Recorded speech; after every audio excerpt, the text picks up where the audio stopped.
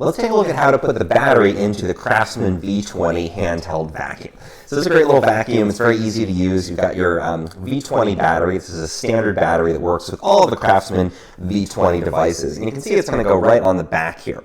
And specifically, we're going to orient this so that the little tab that we use to take the battery out is going to face upwards. And you can see there's a little track on the back here, so the battery is only going to fit one way. And we're just going to slide it in until it's almost all the way into the track there, and then I find it helps to give it just a little tap to get it clicked in. You'll hear it click, you'll see the little tab pop down, it's going to be nice and secure, and then the vacuum is ready to go ahead and use.